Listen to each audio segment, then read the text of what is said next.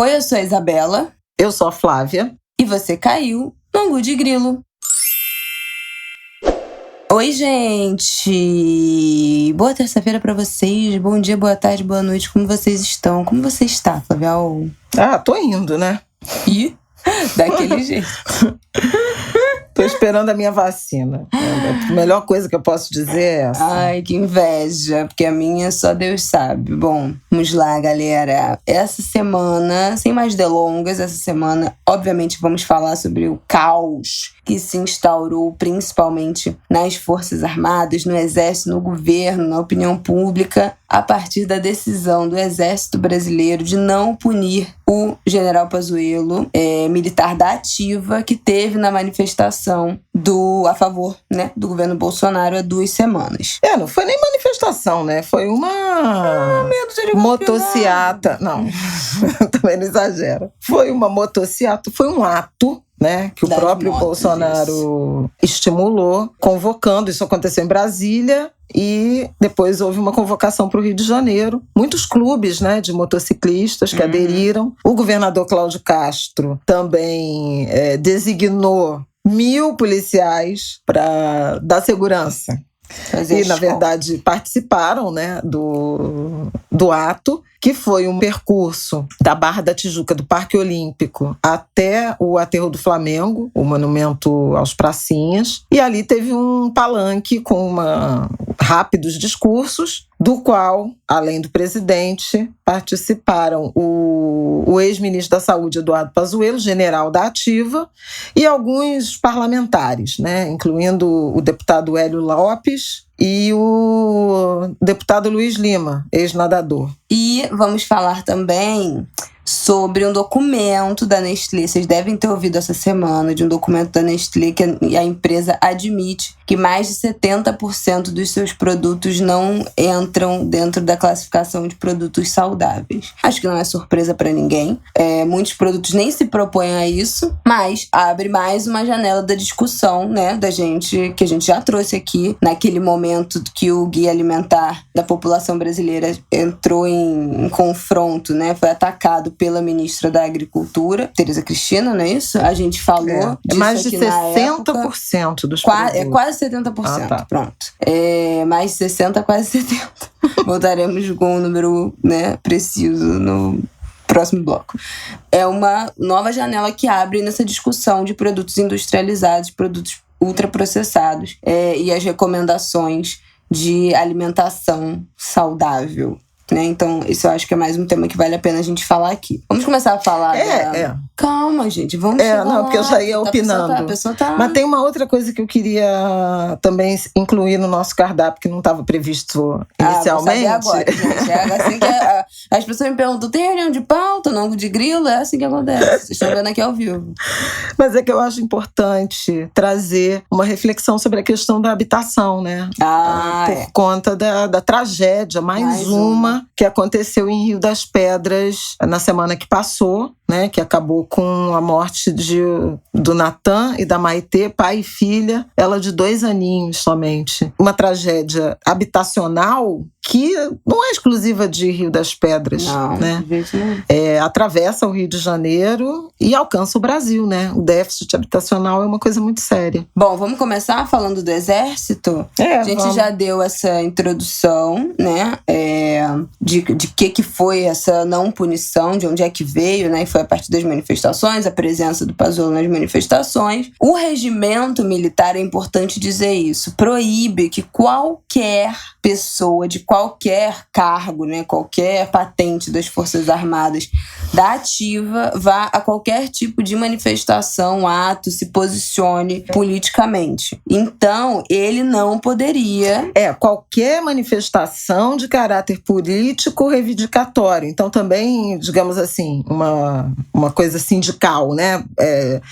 Reivindicando aumentos e tal. Por quê? Porque a estrutura militar, ela é ancorada na hierarquia e na disciplina. E Forças Armadas não podem ter realmente, não faz sentido, ou melhor, faz todo sentido que você limite a atuação política e reivindicatória de forças armadas, e aí incluindo as polícias militares, porque, obviamente, há uma assimetria em relação ao resto da sociedade, aos poderes constituídos. Quem tem arma não pode estar na rua reivindicando politicamente, porque isso é absolutamente antidemocrático. A origem, né, está aí. Aí segue o bonde, dona Isabel. Pois é. A partir disso, com a presença do Pazuello na manifestação, era esperado que ele recebesse algum tipo de punição, né, do Exército por ter infringido o Código Militar. Então, todo mundo ficou meio esperando, né, nessa última semana, qual seria a punição que ele iria receber, porque para todo mundo estava muito cristalino, assim, né, que aquilo não pode, todo mundo sabe que não pode. Se ele resolveu estar lá em apoio ao Bolsonaro por já ter sido ministro da Saúde, por ter uma relação, enfim, não importa o motivo que ele estava lá. Não pode, pronto, vai ser punido e acabou. Era uma coisa que estava, assim, aceita, definida. Até que o Exército soltou uma nota falando que ele não seria punido. Como é que é a nota? O abre aspas, deixa eu achar aqui agora, ó. Em nota, o Exército disse que não restou caracterizada a prática de transgressão disciplinar por parte do general Pazuello. Ué, como? Como não teve transgressão disciplinar se o regulamento militar diz, abre aspas, que é proibida a participação de oficiais da ativa em manifestações coletivas, tanto sobre atos de superiores quanto os de caráter reivindicatório ou político. Se ele estava lá, como é que não teve transgressão? É óbvio que teve transgressão. Aí é o debate, a grande porteira que se abre desse debate, que tá aí a semana inteira sendo revirado. É porque havia uma convicção de que o Pazuello teria algum tipo de punição, que poderia, assim, no extremo, até ser transferido para reserva, mas algum tipo de punição justamente para sinalizar para o coletivo dos militares que há um limite, né, a ser preservado. O presidente da República atuou fortemente na direção de não haver punição. Chegou, inclusive, a viajar para Manaus e se reunir com o ministro do Exército e outros integrantes da cúpula militar do governo para deixar bem claro isso. Na live dele e em algumas outras cerimônias, pediu aplauso, elogiou o Pazuello e, além disso, o nomeou para um cargo na Secretaria de Assuntos Estratégicos no Palácio do Planalto. Então, ele deu os sinais, digamos assim, explícitos e também simbólicos de que não queria punição para Pazuello. Na quinta-feira, em pleno feriado nacional, o Exército divulgou essa nota, o Departamento de Comunicação, dizendo que não haveria punição. Então, foi uma interpretação unânime, né, de norte a sul do Brasil, de que o comandante do Exército, o Estado-Maior do Exército, se subordinaram a Jair Bolsonaro. E uma fronteira institucional ou constitucional foi rompida, foi abalada, que é as Forças Armadas serem instituições de Estado, de defesa da Constituição e não de subordinação a governos, que são temporários. Exatamente. E aí a gente pediu áudio. Você quer introduzir o nosso convidado dessa semana? A gente tem um convidado especialíssimo que nos deu a honra. Átila Roque é historiador, ele é ex-diretor executivo da Anistia Internacional Brasil. Hoje ele é diretor da Fundação Ford, aqui no Brasil. Além de historiador, né, alguém que tem uma vivência, né, uma história em organizações da sociedade civil. O Átila atuou com Betinho, passou pelo IBASE.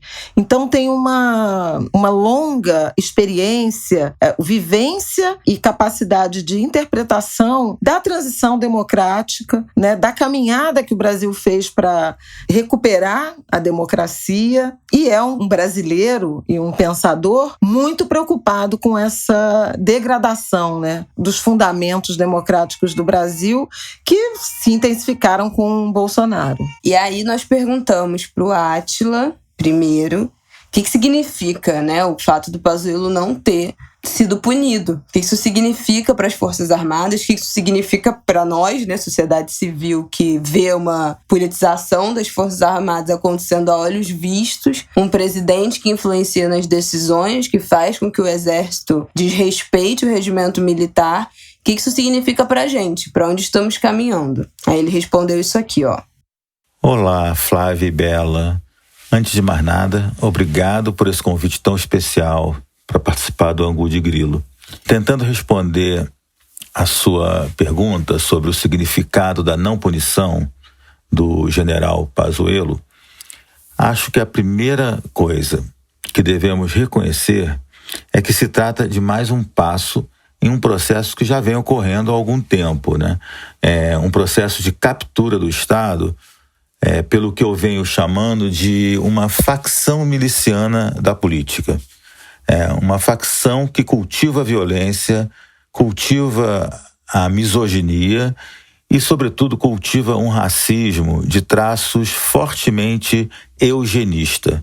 Né? Por que eu digo eugenista? Porque é uma ideia de hierarquização das pessoas onde uma vida vale mais do que a outra, onde algumas vidas claramente merecem mais cuidado do que outras e, no limite, devem, inclusive, deixar de existir. Eu acho que o que temos visto em torno da pandemia fala muito sobre esse racismo eugenista. Esse processo de captura, avanço de uma facção miliciana na política, ele já avançou sobre outras esferas do executivo. Ele vem já avançando sobre outras esferas do Estado. E aí, né, do executivo, do legislativo e até do judiciário. E agora, eu acho que isso é que a gente precisa estar muito atento, finca uma estaca no coração das Forças Armadas, colocando o Exército praticamente de joelhos, né, constrangido a acatar uma ordem do presidente da República para que nada fosse feito em relação à violação disciplinar do general Pazuello. A gravidade da submissão do comando do Exército à vontade do presidente da República vai, na minha opinião, vai muito além do que se convencionou chamar de politização das Forças Armadas. Ora, essa politização das Forças Armadas, ela já vinha ocorrendo, para ficar na história recente, de forma aberta, pelo menos desde a famosa manifestação do general Vilas Boas, né, pelo Twitter, a respeito dos direitos políticos do ex-presidente Lula. Ali ficou bastante claro em relação a que lado da conversa as Forças Armadas se colocavam. Então aquilo foi pura politização. Agora nós estamos falando de alguma coisa a mais. Nós estamos falando da instrumentalização do poder militar aos interesses políticos do presidente da República. As consequências de médio prazo são gravíssimas e muito perigosas. E para fechar essa primeira reflexão, o aspecto, na verdade, que mais me preocupa nesse momento é o risco de convergência das Forças Armadas com amplos setores das polícias estaduais que já demonstraram um grau de adesão bastante alto ao projeto bolsonarista de poder. Essa convergência, no marco da crise política que nós estamos vivendo, da disputa que vai se abrir em torno da própria presidência com as eleições no ano que vem, e com toda a situação extremamente fragilizada que o Brasil está passando, é absolutamente explosiva. Você ter a possibilidade das Forças Armadas, juntos com as polícias militares e outras polícias estaduais, atuando como uma força auxiliar, né, como uma guarda pretoriana da atual presidência da República, é absolutamente assustador. O que o Átila falou vai muito com duas colunas que eu li essa semana, né? Os colunistas, enfim, comentaristas, ficaram em polvorosa no dia que saiu essa nota do Exército, dessa decisão. E eu li duas colunas muito duras da Miriam Leitão, que fala que esse passo para o Brasil, esse foi o passo mais perigoso dado pelas Forças Armadas desde o fim da ditadura militar. A coluna dela, ela fala dessa politização das Forças Armadas, que o Exército se submeteu ao bolsonarismo e caminha para uma anarquia militar, em que, né, os integrantes das Forças Armadas não vão respeitar o comando, né, já que não foi punido. Essa foi uma expressão muito usada e repetida ao longo da semana. Hélio Gaspari usou esse conceito de anarquia militar. Até o general Mourão, vice-presidente da República, falou, antes, né, da decisão do comandante do Exército, falou que Pazuello seria e deveria ser punido. Ele que já foi, inclusive, por quebra de hierarquia, sob o risco de virar uma anarquia militar. Então foi uma ideia que atravessou vários pensadores, porque é essa perspectiva. de quaisquer patentes, né, indivíduos militares, desobedecerem o estatuto, o regulamento das Forças Armadas e se manifestarem politicamente de qualquer tipo. A não punição do Pazuello foi um pouco a cereja do bolo de um processo de intensa promiscuidade das Forças Armadas, do Exército em particular, com o governo e em particular com o governo Bolsonaro. Que outra coluna que eu li muito boa também sobre isso foi a da Malu Gaspar, também assim. Ela fala que esse passo, né, não obedecer, é o caminho para o Exército transformar numa milícia, né? Um exército que prioriza interesses políticos e pessoais em detrimento ao todo não serve mais ao país. Transforma-se em partido político e, armado, facilmente transmuta-se em uma milícia. E ela fala também, manda duas mensagens muito claras, né? Essa não punição do Pazuello ao Brasil, que não espere que o Exército desprenda nenhum esforço de proteção à democracia ou ao Estado democrático de direito, se do outro lado, forçando esses limites, estiver o Bolsonaro. Então, assim, no momento de instabilidade em que seja necessário ou fosse necessário as Forças Armadas para proteger a democracia, se do outro lado tiver o Bolsonaro, o recado é que o Exército aderiu ao Bolsonaro, aderiu ao bolsonarismo. Então, não podemos contar com isso. O que é uma quebra absurda, né? Como minha mãe falou, o Exército, as Forças Armadas existem para proteger o país independente de governo, porque são instituições fixas, né? Que passam por todos os governos, que são todos transitórios. A mensagem que passa para a tropa é que cabos, soldados, majores, tenentes e coronéis, está todo mundo liberado para fazer reivindicação salarial, contestar as regras do comando, mandar o regulamento às favas. Então, assim... Se o essa é, inclusive, a história do Bolsonaro, né? Que desrespeitou, né? Que acabou sendo afastado porque primeiro escreveu um artigo que foi publicado na Veja falando de questão salarial e depois, inclusive, foi revelado um suposto plano de explodir o gasômetro para chamar atenção para isso e tal, e ele acabou sendo afastado e ganhou, então, a patente de capitão na saída, né? Quando reformado. Então, ele já é um agente, né, desagregador, que abraça a indisciplina, que estimula a indisciplina, não apenas no Exército, né, nas Forças Armadas, mas também nas polícias militares. E esse também é um outro elemento que tem aparecido como alvo, como fonte de preocupação, porque é crescente, né, a adesão de forças policiais ao bolsonarismo, e isso tira a autoridade dos governadores, que seriam os chefes, os comandantes das forças policiais nos estados.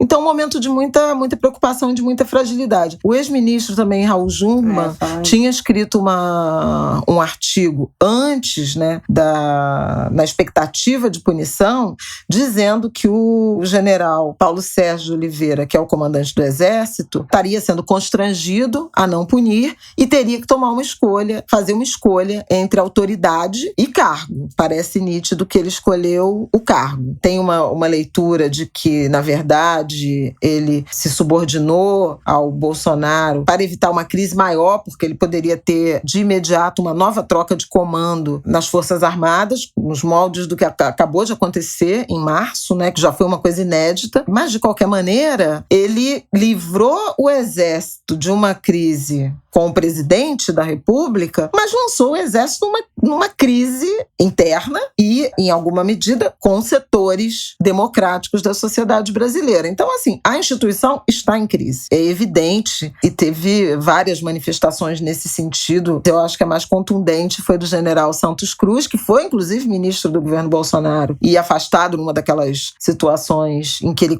frita em praça pública e constrange. E o Santos Cruz falou em vergonha, falou na subordinação do Exército a um projeto pessoal de Jair Bolsonaro. Então, assim, um ambiente de muita tensão. Última coisa que eu queria falar, que o Jungmann falou também, ex-ministro, né, da defesa do governo Temer, não sei se a gente já falou, mas para localizar de quem a gente está falando. Inclusive, o último ministro civil, né, da defesa, porque também das fragilidades das instituições democráticas brasileiras, a partir da redemocratização, criou-se uma tradição, quando foi instituído o Ministério da Defesa, que foi no governo Fernando Henrique, de civis ocuparem esses cargos. E aí cada força tem seu comando, mas o ministério era cargo civil. O Temer teve o Jungmann, mas substituiu o Jungmann pelo general Silvio Luna, que é inclusive hoje o atual presidente da Petrobras. A partir daí, só ministros militares. E aí ele falou na Globo News, deu uma entrevista no Em Pauta, não foi isso? Que eu até assisti ao vivo. Foi. Muito boa a entrevista dele, que foi perguntado, e aí, né, como é que a gente faz? Que tem um jeito de reverter essa situação desse ganho, né, de força, dessa militarização, partidarização das Forças Armadas. Aí Acho que fui eu que perguntei isso. Ih, querida, vai você. A partir de uma militarização crescente do governo, que tem 6.157 cargos civis ocupados por militares da ativa e da reserva. Então, não é só o Pazuello. Não é mesmo só o Pazuello. E aí ele respondeu que a forma da gente fazer isso é pressionar o Congresso para proibir que militares da ativa ocupem cargos em governos. Então, ele é a favor dessa decisão, né, de proibir que militares da ativa ocupem cargos em governos, porque a gente já falou, né, as Forças Armadas são instituições de Estado, não tem que estar em governo transitório, não pode assumir especialmente os da ativa, política, né? Exatamente. Então, ele falou isso mais de uma vez nessa entrevista da Globo News, que a responsabilidade é do Congresso, que o Congresso tem que ser pressionado para votar essa proibição. Então, se alguém aí tá se perguntando, e agora, o que a gente faz? Dá para reverter? Oh, meu Deus, para onde que a gente corre? Para quem a gente cobra? É o Congresso que tem o poder de implementar esse tipo de nova lei, né? De nova restrição. Então, é por aí. Bom, a gente também perguntou pro Átila onde é que a gente errou? O que foi nessa história do Brasil? Qual foi o nosso erro enquanto população, enquanto sociedade civil, enquanto, enfim, governantes e tal? Onde é que a gente errou pra a gente estar chegando em 2021 com esse nível de militarização de um governo? E aí ele responde isso aqui, ó, que é muito importante. Todos os governos democráticos pós-ditadura, sem exceção, falharam gravemente ao não encarar de frente essa questão. O resultado foi que mantivemos as novas gerações de oficiais militares formados após o regime militar, desprovidos de uma revisão verdadeira da sua missão e doutrina. A incapacidade de pensar e reconhecer os erros do passado acaba fazendo e fizeram com que fossem mantidos, né, e que esses oficiais, que essa nova geração de militares se mantivesse fiéis a uma ideia de que, em última análise, eles são os encarregados e podem ser a qualquer momento convocados a proteger o Brasil de um inimigo interno. Eu acho que esse é um ponto, entre outros, né, muito importante para entender o que estamos passando agora.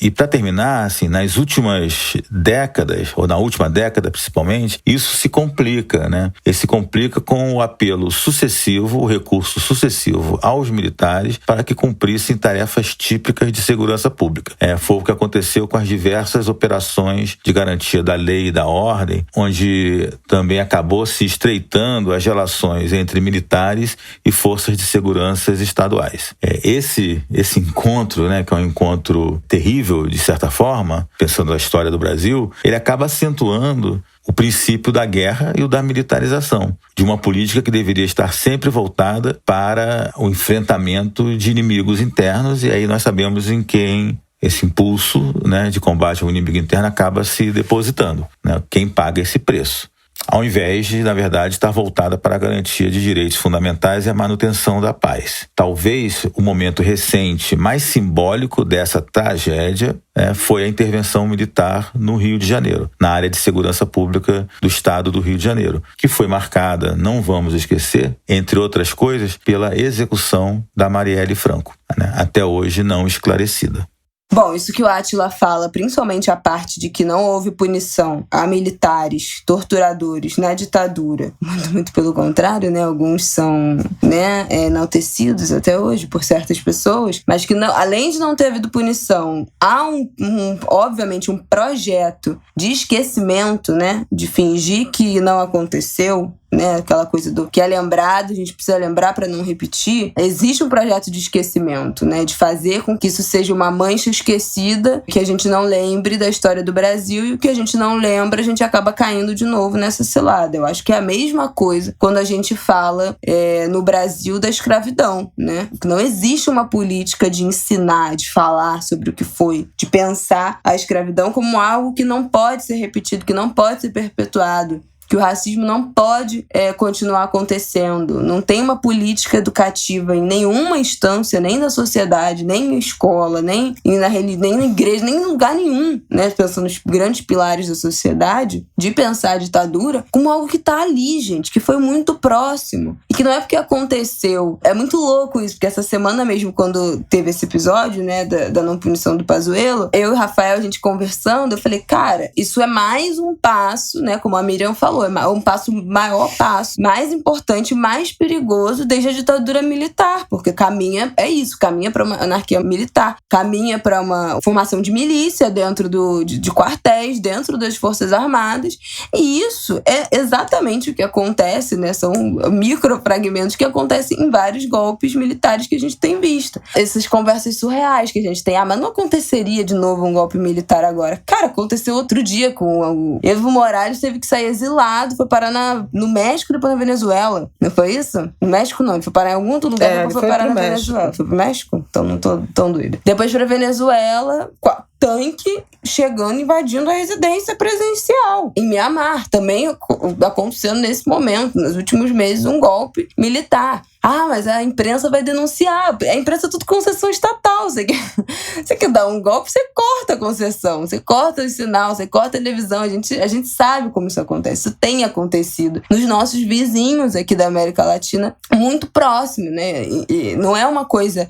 impossível. Parece muito impossível, né? Quando a gente pensa, a gente fala, não, isso é impossível, isso não vai acontecer. Mas, gente, a gente não pode mais duvidar de nada. Porque, assim, é muito perigoso. Isso que aconteceu essa semana é muito, muito, muito perigoso mesmo. E aí, a última coisa que a gente perguntou pro Átila foi como é que a gente reage? O que a gente faz? Como é que a gente contorna essa situação que a gente chegou? E aí ele respondeu isso aqui. Na verdade, assim, em relação a isso que a gente vinha falando há pouco, em relação ao risco imediato, né, de manietação das Forças Armadas em favor de uma facção política, né, hoje representada pelo presidente Bolsonaro, na verdade, a minha esperança está nas eventuais resistências que possam existir no interior das próprias Forças Armadas e que, no momento crucial, elas se neguem a cumprir a profecia despótica populista. Tenho esperança que algumas das vozes distoantes que nós ouvimos, né, dentro das Forças Armadas, que achavam que não poderia ficar impune, etc., elas também sejam capazes de resistir à tentação populista e à atração do déspota. Em relação a isso, né, a nossa capacidade de reagir, talvez o mais importante de tudo nesse momento, mais do que esperar talvez apenas ou somente que as instituições cumpram o seu papel, é a mobilização social. Acho que é preciso crescer um movimento de mobilização nacional e também internacional de resistência ao autoritarismo. Eu não confio apenas no, entre aspas, né, num suposto esclarecimento iluminista de nossas elites e instituições que não vão, em última análise, aceitar marchar junto com qualquer retrocesso autoritário. Sabemos, e a história brasileira está cheia disso, que na hora do vamos ver, é muito rápido o alinhamento a projetos e posições autoritárias. E, na verdade, como sempre aconteceu no Brasil, na história do Brasil, essas elites e instituições vão precisar ser empurradas e precisam agora serem empurradas, motivadas, estimuladas, inspiradas a se moverem em direção à formação de uma frente nacional em defesa da democracia. Se não formos capazes, e temos muito pouco tempo para isso, de lograr esse tipo de movimento, a verdade é que estaremos perdidos. E devemos nos preparar para uma longa noite autoritária.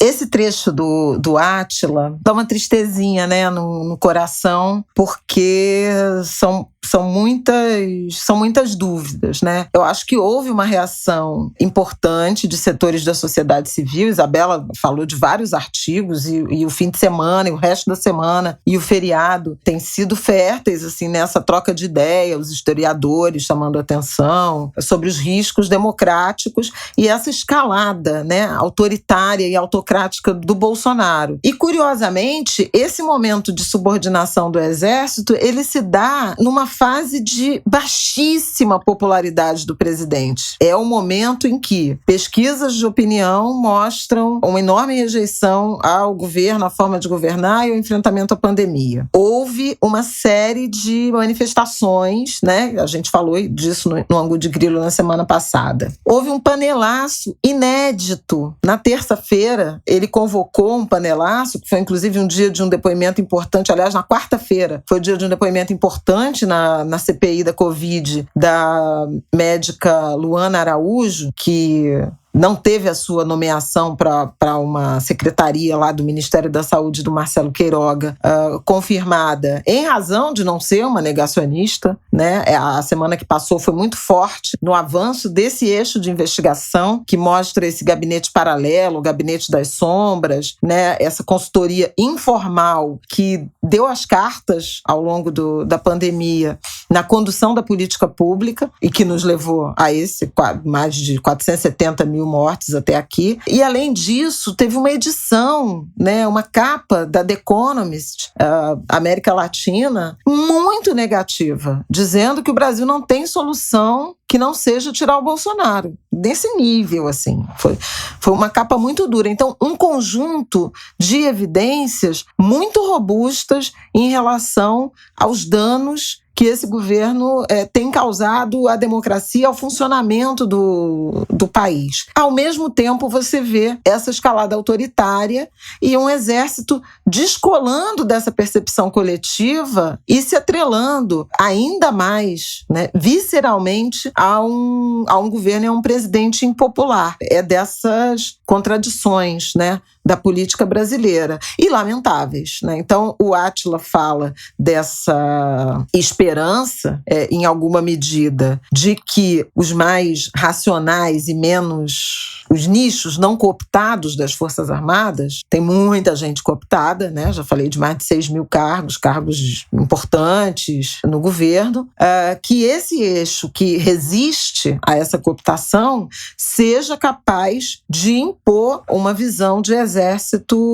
a serviço do Estado brasileiro, obediente à Constituição e não à figura desse presidente da República. O outro eixo é da mobilização da sociedade civil. E aí a gente está falando das organizações como um todo, academia, organizações sociais, judiciário e, sobretudo, Congresso Nacional. Nesse sentido, na própria quinta-feira, quando houve a decisão, aconteceu uma coisa inusitada. O Rodrigo Maia criticou a decisão e disse de imediato que estava aderindo e subscrevendo o requerimento, né, a proposta de emenda constitucional da deputada Perpétua Almeida, do PCdoB do Acre, vê se é do Acre, tenho quase certeza que proíbe militares da ativa de assumir cargos no governo, uma regulamentação que o Jungmann também defendeu, na entrevista que a Isabela já citou, Em Pauta, e na sexta-feira houve uma movimentação grande. A deputada Perpétua disse que tem 80 de 171 assinaturas necessárias para um deputado apresentar um projeto de emenda constitucional.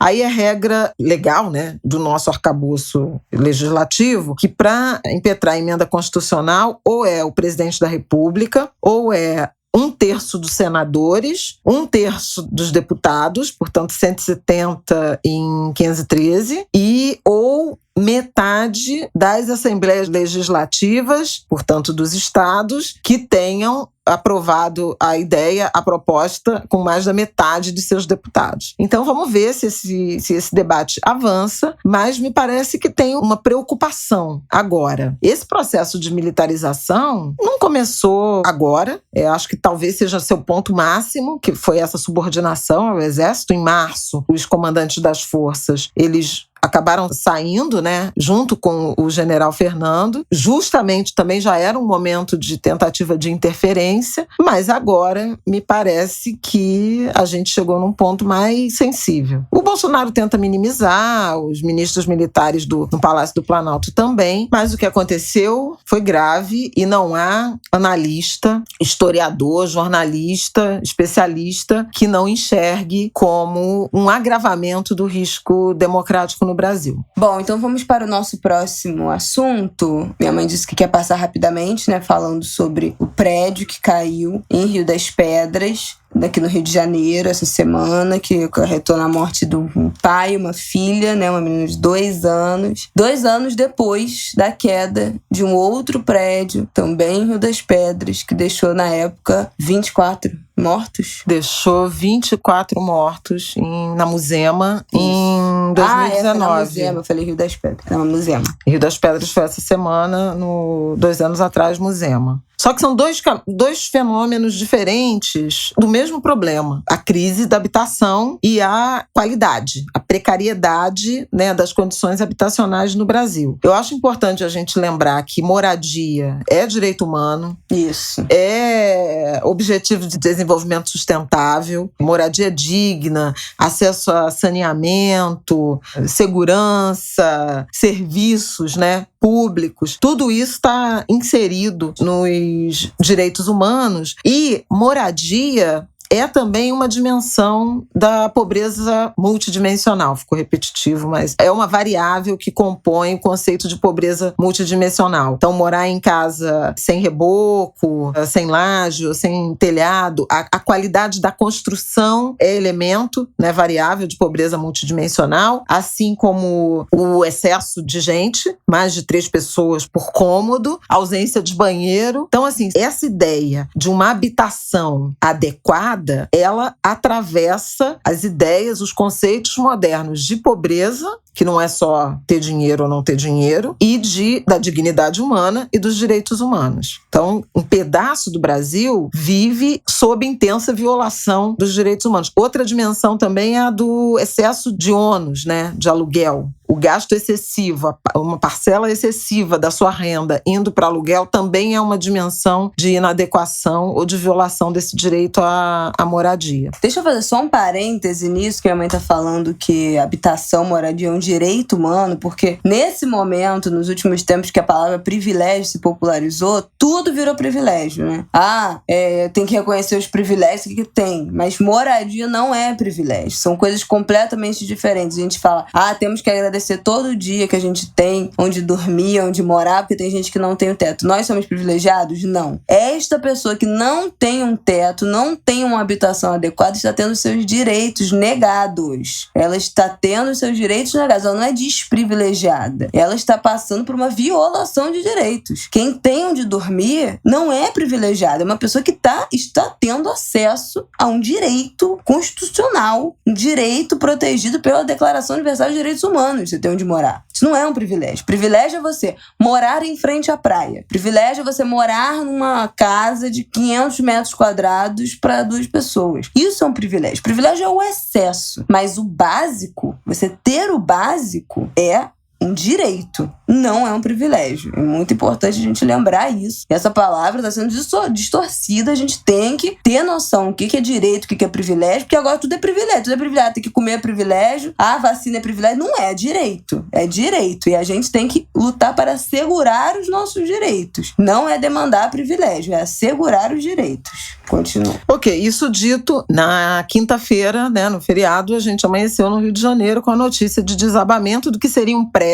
de 4 andares na favela de Rio das Pedras. Naquele momento, houve de imediato uma associação, né, por semelhança, com o que aconteceu na Muzema, em que um prédio, efetivamente um prédio, uma unidade multidomiciliar, veio abaixo e era uma construção irregular, sem autorização, patrocinada, erguida pela milícia da Muzema, mas que alcança também Rio das Pedras, que é das milícias mais antigas do Rio de Janeiro, e hoje você tem a Zona Oeste dominada, né, por milícias. Acho até que a gente já chegou a comentar aqui do leilão da SEDAI, que não teve interessado, né, empresa de água e esgoto, que não teve interessado na área 3, justamente a área da Zona Oeste, que é dominada por grupos civis armados milicianos.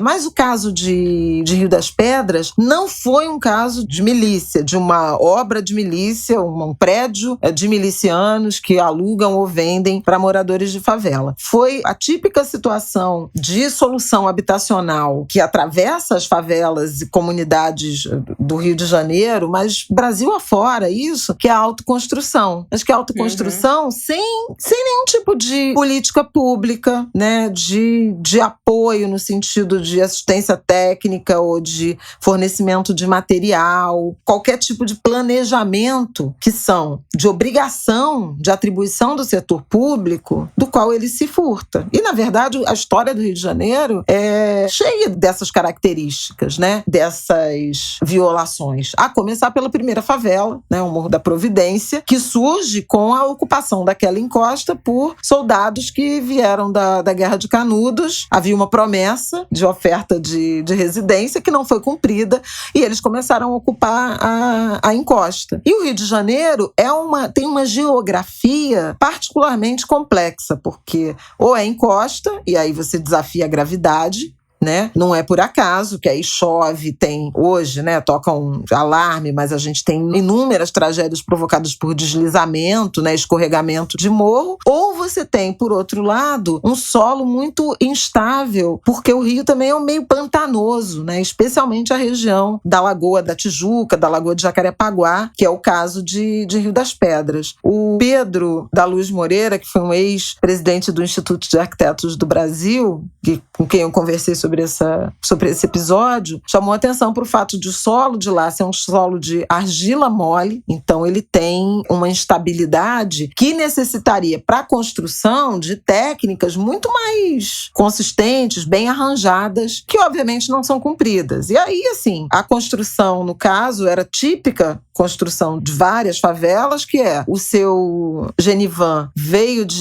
do Ceará para trabalhar nos anos 80, para trabalhar na expansão imobiliária, que são aqueles condomínios da Barra, da Tijuca e tal. Conheceu a mulher e foi morar em Rio das Pedras, que é também típico. Uma comunidade popular nas bordas do lugar que está em expansão. É um modelo brasileiro. Você pensa, Brasília é exatamente assim, as cidades satélites, até eles chamam assim, né? Em relação ao plano piloto. E várias outras, né? A Zona Sul do Rio de Janeiro, o centro, já mencionado. Quando teve a migração para a Zona Oeste, tem muito a ver com remoção das favelas da Zona Sul para dar continuidade ao projeto de especulação imobiliária. Então é isso que acontece com os prédios da Lagoa, né? Um eixo todo no entorno da Lagoa, que era favela e que viraram prédios caríssimos. Mas então, seu Genivan comprou aquele terreno na Rua das Uvas, tinha só um barraco de madeira. Com o tempo, ele construiu uma casa, o primeiro pavimento, e ao longo dos anos, ao longo de 15 anos, ele foi construindo lajes, novos pavimentos, novos andares, e era uma casa em que moravam os filhos, né, e a mulher dele. Eram 3 famílias, né, as 2 filhas, uma com o namorado, o Natan com a mulher e a bebê, e a mãe deles, que estava cuidadora de idosos, não estava na casa na madrugada do acidente, da tragédia. No primeiro andar, né, era uma lan house, que inclusive costumava ficar aberto na madrugada toda, e por acaso, naquela véspera de feriado, ele resolveu fechar cedo. Então poderia até, inclusive, ter sido uma tragédia maior. Alcançou outras casas, né, a laje caiu de frente, assim, inclinado, e tem outros imóveis que foram comprometidos, porque as ruas são estreitas. Então, isso tudo é para dizer o seguinte: era o sonho da casa própria, da habitação, de uma família que veio do Nordeste, um homem que veio do Nordeste, construiu sua vida aqui no Rio de Janeiro, que queria dar dignidade para a família, uma tragédia familiar que se cruza, decorrente da falta de política pública, de atenção do governo, que transfere, que é indiferente, que transfere pro indivíduo, para as famílias, a sua própria sorte e a sua própria possibilidade de acessar acessar o direito à habitação. Isso é gravíssimo, né, do ponto de vista das atribuições do Estado brasileiro. Além dessa ausência, ou também em decorrência da ausência do público, a exploração do mercado imobiliário pelos grupos civis armados milicianos. Então você tem algumas dimensões da ausência do poder público. No eixo da segurança pública, que é a permissão do domínio dos territórios da cidade pelos grupos civis armados, seja do tráfico, seja da milícia, mas a milícia é a que mais explora essa questão dos serviços e dos imóveis. E, por outro lado, essa permanente negligência do Estado em relação a direitos básicos de habitação, de saneamento, de trabalho digno, de renda, de educação, de saúde, tudo isso que a gente já sabe. Então, achei que era importante a gente, além de chamar atenção para a questão do crime, que é algo muito presente no Rio de Janeiro, mas tem outras dimensões de abandono, que é essa que obriga o indivíduo viver e construir o seu local de morada a partir da experiência individual, da atribuição a que ele se cobra e não do Estado. Então, assim, é urgente que a sociedade civil e nós, como eleitores, né, como sujeitos políticos que somos, cobremos a parcela, a responsabilidade do Estado nessa agenda da moradia digna. O Brasil se estima que tem um déficit habitacional de algo entre 6 e 7 milhões de domicílios, e na cidade do Rio de Janeiro, segundo a vereadora Tainá de Paula, são 450 mil domicílios de déficit, né, que precisariam ser construídos, adaptados, adequados para dar conta da demanda por habitação digna, e 25%, 1 em cada 4, esse número para mim foi estarrecedor, 1 em cada 4 domicílios no Rio de Janeiro, na cidade do Rio de Janeiro, tem algum nível de inadequação na construção ou no acesso a serviços. Então, é uma situação muito dramática, essa da habitação, e eu lembro de já ter pensado em que a habitação seria uma agenda importante, por exemplo, da eleição de 2018 presidencial. Foi quando houve aquele desabamento, incêndio-desabamento daquele prédio em São Paulo, que era ocupado pelo movimento, né, uma das organizações de sem teto, mas essa agenda não vinga. E todo ano, em algum lugar do Brasil, você tem uma tragédia envolvendo a questão da habitação precária. Enchente, deslizamento, desabamento, domínio pelo crime. Bom, é isso. Uma tragédia, uma tristeza. E eu acho que o pior disso é saber que esse é um filme repetido, né? A gente já conhece essa história, a gente já viu. Isso aconteceu outras vezes, por outros motivos, mas enfim, não é nenhuma novidade, né, na história das cidades, das metrópoles brasileiras. Bom, queria fechar esse angu falando sobre essa história da Nestlé. O que eu acho importante a gente dizer aqui? Voltando, né? Foi um documento, uma apresentação interna da Nestlé que, enfim, de certa forma, acho que vazou, né? Pode dizer que foi uma apresentação interna que vazou, em que a empresa reconhece que 60% dos seus produtos não cumpre a definição reconhecida de saúde. Tem uma classificação, uma métrica, né? De um sistema de saúde da Austrália, que acima de 3,5% posso dizer que esse alimento é saudável. E apenas 37% dos alimentos da Nestlé, alimentos e bebidas, excluindo produtos de comida para pet, nutrição médica especializada, alimentação de bebês, né, infantil também não está dentro dessa lista, só 37% alcançaram essa classificação de 3,5 pelo sistema de estrelas de saúde da Austrália. Então, mais de 60% dos produtos, 63%, né, dos produtos, portanto, não chegam a essa definição reconhecida de saúde. O que isso quer dizer? Eu acho que mais importante, quando a gente entra nessas discussões de comida, na verdade, assim, tem vários produtos da Nestlé que não se propõem a ser saudáveis.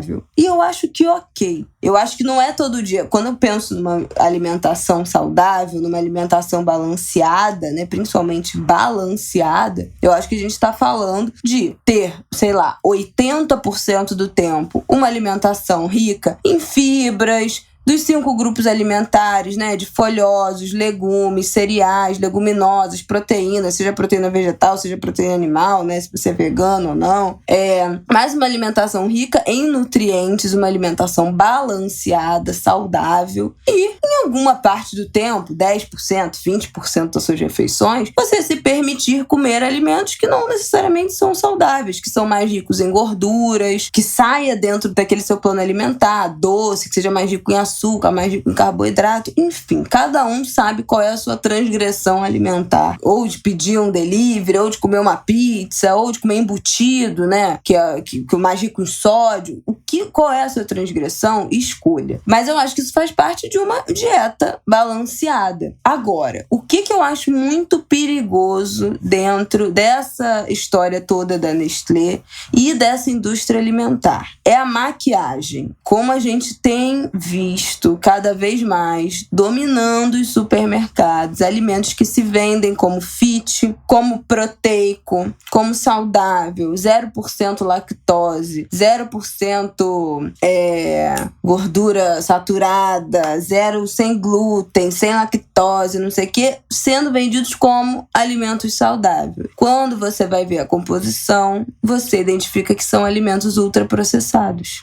Sem açúcar, mas tem maltodextrina, tem não sei o que, tem outros, é o famoso açúcar com outro nome, né? Eles vão adicionando vários componentes industrializados que transformam aquele alimento em um alimento ultraprocessado, que é o pior dos vilões de uma alimentação saudável. Então, eu acho que esse é o problema. O problema não é você comer um brigadeiro que você sabe que aquilo ali não é alimentação saudável. Você sabe que aquilo ali não se propõe a estar dentro de uma dieta exclusivamente saudável. Pode estar dentro de uma dieta balanceada. Você se permitir fazer uma transgressão no fim de semana, na sexta-noite, no sábado, no almoço de domingo, seja o que for. Agora, o alimento que é vendido como saudável e, na verdade, puramente uma maquiagem e, na verdade, é um alimento ultraprocessado, esse é o perigo. Porque é aquele lanche que você vai comer um biscoito que você acha que tá abafando comendo um biscoito saudável e, na verdade, tá comendo corante, tá comendo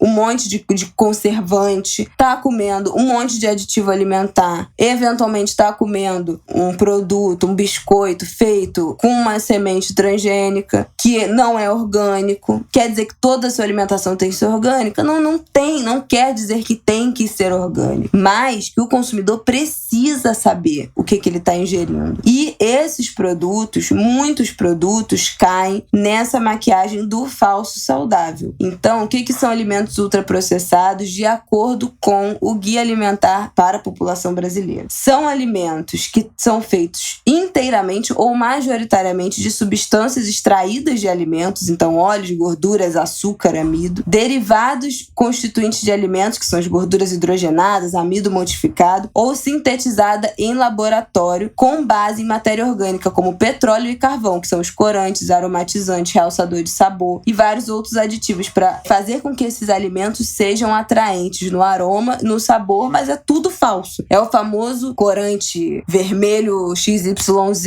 o aroma idêntico ao natural de morango. Gente, aroma idêntico ao natural de morango não tem morango. É só você ver na lista dos ingredientes. Não tem. Aroma idêntico ao de baunilha, não tem baunilha. É um monte de alimento que a gente compra enganado. Eu posso dizer que numa época que eu fazia dieta, ainda tava no colégio, que eu queria emagrecer pra formatura, fazia dieta que nem era uma dieta, eu comi um monte de biscoito que eu passava, comia o dia inteiro, um pacote de biscoito. Não, saudável, integral. Você vai ver, não tem nada de integral. É farinha, enriquecida com ferro e ácido fólico. O último ingrediente era um cereal, não sei o que, e diz que é integral. Esse negócio do alimento integral também é mentira. Se tiver farinha enriquecida com ferro e ácido fólico, não é integral, não é um alimento 100% integral. Então, assim, esse eu acho que é o principal problema, quando a gente é enganado como consumidor. Quando a gente acha que tá comendo um produto saudável e a gente se empanturra desse produto que a gente acha que é saudável e, na verdade, está comendo um ingrediente, um alimento ultraprocessado. É aí que a gente aumenta colesterol, a gente aumenta a gordura corporal, a gente aumenta o risco de ter doenças associadas, né, ao aumento de colesterol, aumento de gordura no corpo, no fígado, de pressão pressão, aumento do sódio, enfim. Isso tudo que a gente já sabe. Isso tudo tá aliado a ser uma pessoa gorda? Não. Porque tem muita gente magra que tem a saúde muito comprometida por esses alimentos ultraprocessados. Então isso não tem nada a ver com ser gordo ou ser magro. É importante a gente relatar isso. O que eu queria indicar para vocês dentro desse tema? O Instagram da Juliana Anguler. Será que a Juliana vai ouvir? Eu não vou contar pra ela, eu vou deixar ver se ela vai ouvir. Juliana Gomes tem o Instagram Comida Saudável Pra Todos. PRA, não é pra todos. Comida Saudável Pra Todos. Juliana é podcaster, tem um podcast chamado Jornal do Veneno, também tem newsletter, também tem um blog chamado Comida Saudável Pra Todos. E a Juliana desmistifica isso. A gente aprender a identificar o que é um alimento industrializado, o que é um alimento processado, o que é um alimento ultraprocessado, como é que a gente se alimenta melhor, como é que a gente faz essas substituições, o que quer dizer uma alimentação rica em agrotóxico, com produtos que não são orgânicos, o que quer dizer que são esses alimentos transgênicos, essas sementes transgênicas. Então, a Juliana ensina isso tudo, o conteúdo dela é maravilhoso. E eu acho que eu gosto muito nela é que ela não faz esse terrorismo nutricional. Ela fala, olha, tá tudo bem você transgredir a sua dieta, mas você tem que saber o que você tá fazendo. Você tem que ser a pessoa que está segura das suas decisões, o senhor das suas decisões em relação à sua alimentação. Então você tem que saber o que você está comendo, você tem que saber quais são os ingredientes, você tem que saber o que você está escolhendo comer e não ser enganado. Esse é o problema das grandes empresas, das grandes indústrias alimentícias. Enganar a população através desses rótulos, dessas mentiras. A falsa ideia de saúde, né? Exatamente. Você vai no mercado hoje em dia, você vê como é que o produto já é feito, gente. Tudo com a embalagem verdinha, com folhinhas na embalagem pra dizer que é um produto saudável. Não é tudo mentira. Então, Juliana, o conteúdo da Juliana ajuda a gente a entender o que são esses alimentos, como fugir desses alimentos, ou pelo menos como você comer aquilo sabendo que é um alimento que não é saudável, que aquilo não pode estar na sua dieta todo dia. Pode estar na sua dieta de vez em quando, mas não deve ser incluído como um alimento saudável, que não é. Então, eu gosto muito do conteúdo dela, recomendo demais que vocês procurem Comida Saudável Pra Todos. Não sou a favor de terrorismo nutricional. Não acho que uma dieta restritiva é para todos. Não acho que tem que cortar isso, cortar aquilo, cortar aquilo, cortar aquilo. Não. Se você não tem intolerância à lactose, se você não tem intolerância a glúten, necessariamente sair cortando tudo não precisa, não é para você. Uma alimentação muito restrita é um passo para transtornos alimentares. Então, muito cuidado com isso. Se você também tem algum transtorno alimentar, uma alimentação restrita pode desencadear episódios de compulsão, episódios agudos de agravamento dos transtornos. Então, muito cuidado. Mas saber o que está comendo, saber escolher os seus alimentos, saber fugir ou dar o espaço adequado aos alimentos ultraprocessados é o mais importante. Então, o que eu acho dessa história da Nestlé? Quase 63% dos produtos não entram na categoria de saudáveis. Isso é um absurdo por si só? Talvez. Se dentro desses produtos tiver produtos que estão sendo vendidos como produtos saudáveis, é um absurdo. Isso é um absurdo. Agora, se forem produtos que estão sendo vendidos como o que são, né? Produtos alimentares que estão ali sem dizer que são produtos saudáveis e cada um faça suas escolhas, ok. Agora, o brasileiro, a população brasileira, nesse momento, com acesso à informação que tem, pode fazer escolhas? Não pode. Porque não tem... É isso. Essa que é uma questão. Não consegue fazer escolhas. É o que a gente já falou, que volta naquele tema quando a gente falou do guia alimentar, do nutricídio, né? Mata a população através da alimentação. Porque a nossa alimentação na origem não tinha. Gente, há 60 anos atrás, 70 anos atrás, não tinha essa quantidade de ultraprocessado. Se comia comida de verdade. E agora a comida de verdade virou a grande vilã. Não pode comer arroz, não pode comer batata, que batata engorda. Então é melhor comer um biscoito que é vendido como fit, porque comer uma batata engorda. Comer um macarrão feito só de farinha de trigo com água engorda. O bom é comer o ultraprocessado que é vendido como fit. Isso não pode de jeito nenhum, mas isso que foi incutido dentro da cabeça da população. Sem contar as questões das características regionais que foram absolutamente neutralizadas, apagadas, né? Em nome da propaganda, em nome até de preço, né? Com a escala dessas comidas ultraprocessadas, que tem tudo a ver com a questão econômica. E esse negócio da Nestlé OMC, eles fizeram justamente esse mapeamento porque tem uma demanda crescente, principalmente a partir da Europa, né, por alimentação verdadeiramente saudável. Então, encomendaram esse levantamento para ver em que situação que a gente está. E a situação é péssima, porque cada vez mais há essa consciência crescente. Mas no caso brasileiro, tem isso que a Isabela está falando, quer dizer, não tem informação suficiente. Você não tem estrutura tributária, esse é um ponto super importante, né, do debate sobre reforma tributária. Quem milita nessa agenda da alimentação saudável defende uma taxação extra, então um imposto maior, seletivo, para esse tipo de produto, comida ultraprocessada, com excesso de sódio, açúcar, gordura, as bebidas adoçadas, as bebidas alcoólicas, o tabaco, agrotóxicos. Então, assim, tudo isso para quê? Para você encarecer esses produtos e indicar para o consumidor, não só pela informação, mas pela carga tributária, que você pode ter outros caminhos, produtos mais saudáveis, pagarem menos imposto, para estimular o consumo. Hoje é o contrário. Uma alimentação saudável, ela é cara do ponto de vista da comparação direta. Então, esse é um problema sério do Brasil. E outro problema sério é a questão de gênero também, porque eu sempre falo isso. Você defende alimentação saudável, comida caseira, de casa, e não comida pronta, não os processados, mas você acaba, em alguma medida, sobrecarregando a mulher. Então, também passa por um redesenho dessas atribuições domésticas e familiares, por essa verdadeira divisão de tarefas, do momento da compra até o preparo, a fase final, que é a limpeza, né, da cozinha, dos instrumentos, porque tem a ver com isso, né? Tem a ver com uma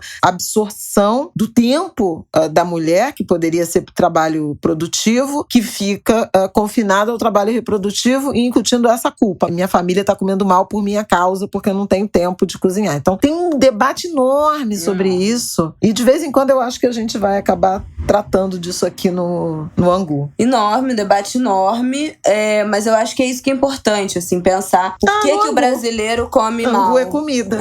E é comida saudável, é comida boa. E regional, e típica, né? Com características, né, do Brasil. E por que eu acho que é importante a gente se atentar a isso? Gente, um pacote de biscoito custa R$1. Um pacote de miojo custa R$1,50, R$2. É muito mais barato que 1 quilo de arroz, entendeu? A gente já sabe disso tudo. Então, a gente tem que pensar na ponta, nas pessoas, e muito nas crianças, as famílias pobres, que precisa de volume de comida. Não necessariamente qualidade. Precisa de volume, precisa alimentar todo mundo com um auxílio emergencial de R$150. Precisa fazer aquele dinheiro render para alimentar uma família inteira. Então, assim, o que dá para comprar? O que dá para comprar em mais quantidade? Não é necessariamente a alimentação saudável. Fazer feira é barato, mas isso também já praticamente saiu do hábito, né, do brasileiro. E tem uma questão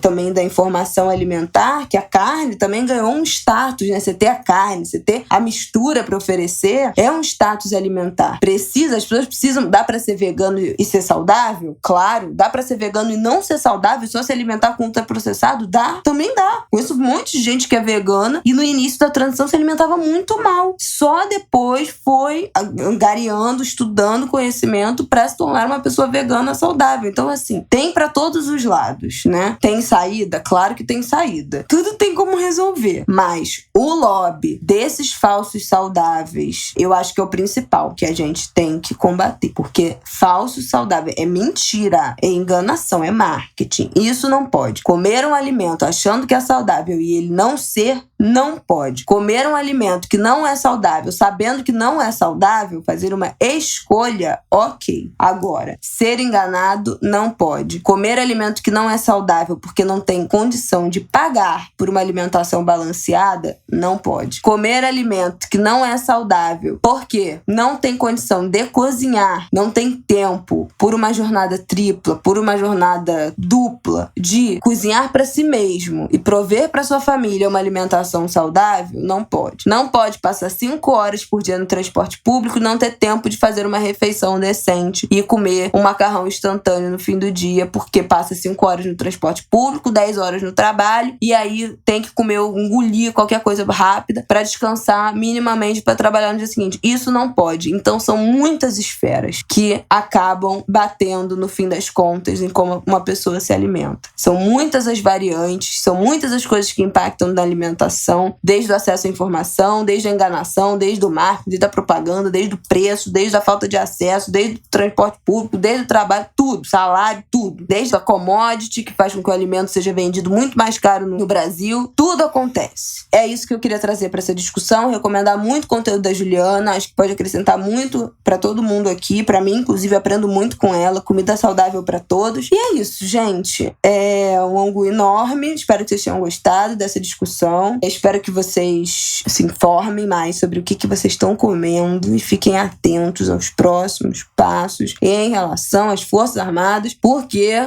o bagulho não está fácil, não está tranquilo. A gente tem que ficar muito, muito, muito atento. O bagulho é doido nesse país, ok? Pra onde vai descambar essa história? É isso. Um beijo, até semana que vem, até terça-feira que vem. Dá um beijo, Flávia, se despeça. Beijo, pessoal. Boa semana. Um ótimo dia dos namorados. Pra quem tem namorado, namorada, namorades, seja lá o que for. Sigamos, vamos com fé. É isso, Brasil. Um beijo. Viva Santo Antônio.